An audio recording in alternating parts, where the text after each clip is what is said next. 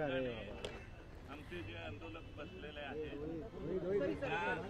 त्यांच्याशी चर्चा करून माननीय मुख्यमंत्री उपमुख्यमंत्री यांच्याशी यांचे डेलिगेशन घेऊन जाऊन त्यांच्याशी चर्चा करायच्या या उद्देशानं मी या ठिकाणी आलो आहे। परंतु तयार आहेत का ते चर्चेसाठी? आता मी आता चर्चा करतो ना, मी आता चर्चा करतो, आता चालू आहे। जवळपास 10 वेळा तुमच्या सोबत जे बसलेले आहेत पिता साहेब, त्यांचं वय बघता त्यांना एवढ्या उन्हामध्ये, या वयामध्ये सुद्धा त्यांना भर उन्हात त्यांना उपोषणाला या ठिकाणी बसावं लागतंय। मी आता त्यांच्याशी चर्चा करतो आणि मग आपल्याशी बोलतो।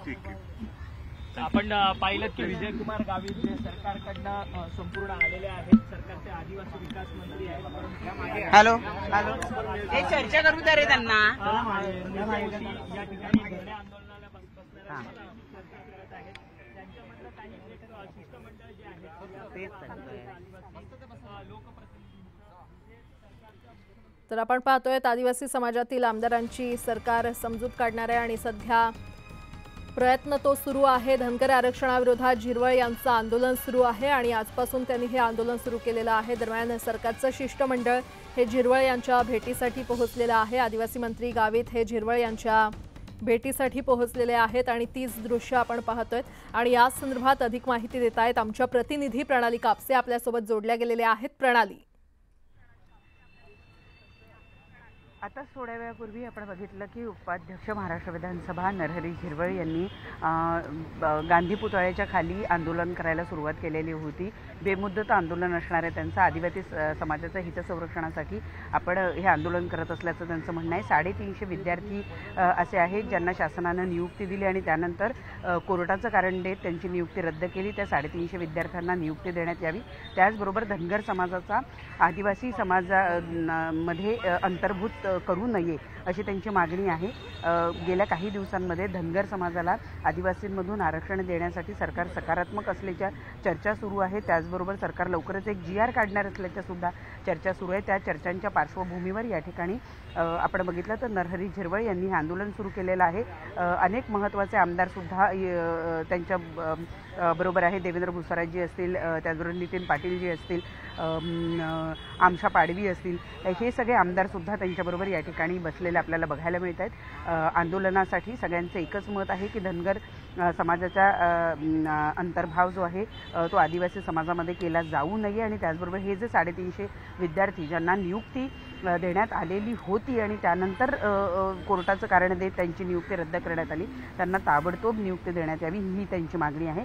त्यांच्या याच 2 मागण्यांसाठी त्यांनी हे आंदोलन सुरू केलेलं आहे, ज्याच्यामध्ये इतर आमदार सुद्धा सहभागी झालेले आहेत। आपण आता पाहतो आहोत की आदिवासी विकास मंत्री विजयकुमार गावित जे ते या ठिकाणी पोहोचलेले आहेत आणि ते त्यांच्याशी चर्चा करत आहेत। ही चर्चा आटपल्यानंतर ते शासनाची भूमिका स्पष्ट करतील, नेमकं या आंदोलनाबद्दल त्यांचं काय म्हणणं आहे। विजयकुमार गावित स्वतः एकटे या ठिकाणी आलेले आहेत आणि त्यामुळे जी काही मागणी आंदोलनकर्त्यांची आहे ती सरकारपर्यंत पोहोचवण्याचं ते काम करतील।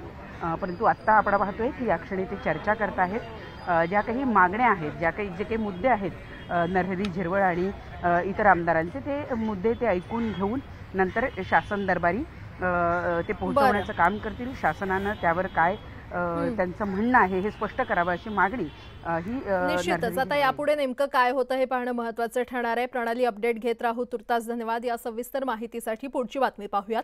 नांदेड जिल्ह्यात लाडक्या बहिणींची फसवणूक झाल्याचा प्रकार समोर आलाय। रोजगार हमी योजनेसाठी ओळखीच्या पुरुषांचं आधार कार्ड आणि बँक पासबुक जमा केलंय।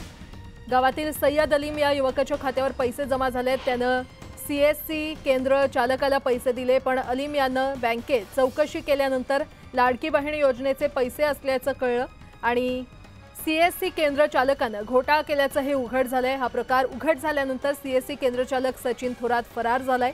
गावातील जवळपास 37 जणांची फसवणूक झाली आहे। जिल्हा प्रशासनाकडून संपूर्ण प्रकरणाची चौकशी सध्या सुरू आहे।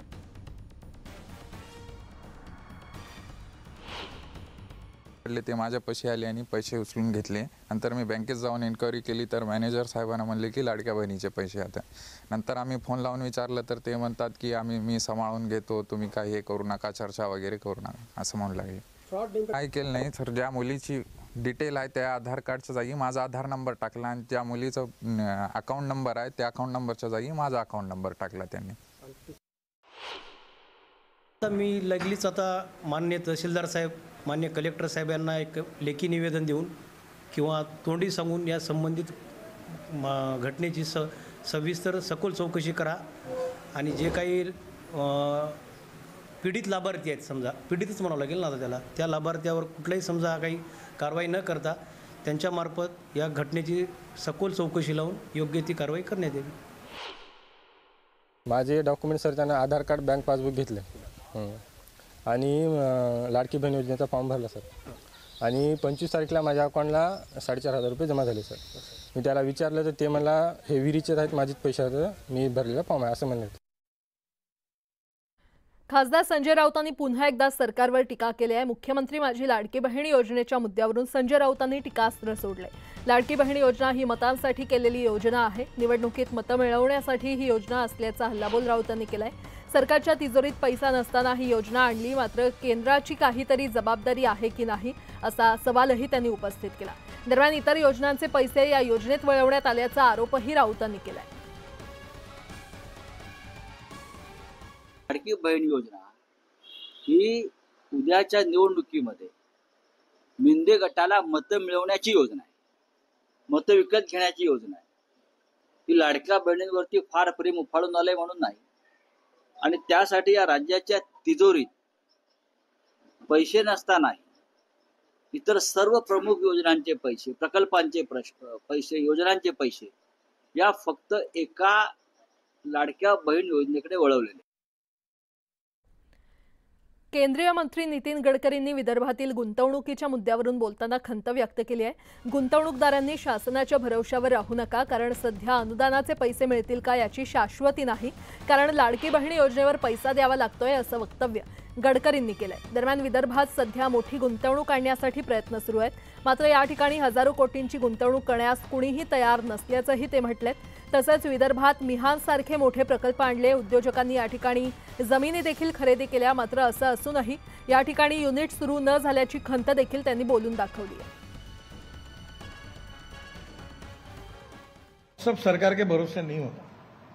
मेरा तो मत है कोई भी पार्टी की सरकार हो, सरकार को दूर रखो. सरकार ये विषकन्या होती है, जिसके साथ जाती है उसको डुबाती है.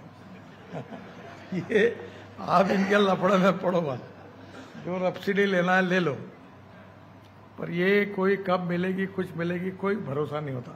ये अभी लाडली बहन योजना शुरू होगी तो सब्सिडी का पैसा उनको भी उस काम के लिए देना पड़ा, तो नेचुरल अटक गई.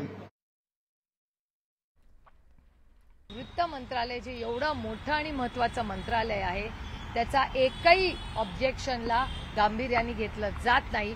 आणि काल जे गडकरी साहेब म्हणाले, त्यांचे मित्रपक्ष राज ठाकरे म्हणाले, आणि जे इकॉनॉमिस्ट आहेत, अर्थतज्ञ आहेत, ते वारंवार महाराष्ट्राच्या आर्थिक स्थितीबद्दल बोलत राहतात. त्यामुळे अतिशय, जेव्हा आता गडकरी साहेबच बोललेत त्याच्यामुळे मला असं वाटतं त्याच्यावर शिक्कामोर्तब झालेला आहे. अतिशय गंभीर महाराष्ट्राची परिस्थिती आहे.